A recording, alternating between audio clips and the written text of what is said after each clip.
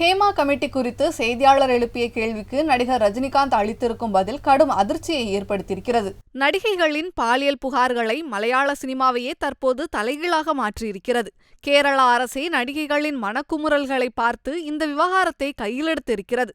ஓய்வு பெற்ற நீதிபதி ஹேமா தலைமையில் குழு ஒன்று அமைக்கப்பட்டு இந்த சம்பவம் குறித்து விசாரணை செய்யப்பட்டு வருகிறது. பல நடிகைகளும் இந்த ஹேமா கமிட்டியில் தங்களுக்கு நடந்த பாலியல் வன்முறைகள் குறித்து அளித்த புகாரின் பேரில் நடிகர்கள் மற்றும் இயக்குநர்கள் மீது வழக்குகள் பதிவு செய்யப்பட்டிருக்கிறது. மலையாள சினிமாவில் நடிகைகளுக்கு ஆதரவாக தமிழ் சினிமாவிலும் நடிகர்கள் மற்றும் நடிகைகள் தங்களது குரல்களை கொடுத்து வருகின்றனர். மேலும் மலையாள சினிமாவில் உள்ள முன்னணி நட்சத்திரங்களே ஹேமா கமிட்டி குறித்து பேசுவதற்கு தயங்கி வருவது அனைவரையும் கடும் அதிர்ச்சியில் ஆழ்த்தியிருக்கிறது. இந்நிலையில் இன்று செய்தியாளர்களிடம் சந்தித்து பேசிய நடிகர் ரஜினிகாந்திடம் ஹேமா கமிட்டி குறித்து செய்தியாளர்கள் கேள்வி எழுப்பியிருந்தனர்.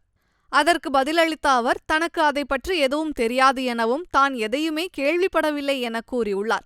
பின்னர் பேசிய அவர் சென்னையில் கார் ரேஸை வெற்றிகரமாக நடத்தி வரும் அமைச்சர் உதயநிதிக்கு தனது வாழ்த்துக்கள் என கூறி அங்கிருந்து கிளம்பி சென்றுள்ளார். இதனை கண்ட நெட்டிசன்கள் ஹேமா கமிட்டி குறித்து இவருக்கு ஒன்றும் தெரியாது, ஆனால் கார் ரேஸ் மட்டும் தெரியும் என கூறி ரஜினிகாந்தை விமர்சனம் செய்து வருகின்றனர். செய்திகளை உள்ளது உள்ளபடி தெரிந்து கொள்ள ரெஃப்ளெக்ட் நியூஸை சப்ஸ்கிரைப் பண்ணுங்க.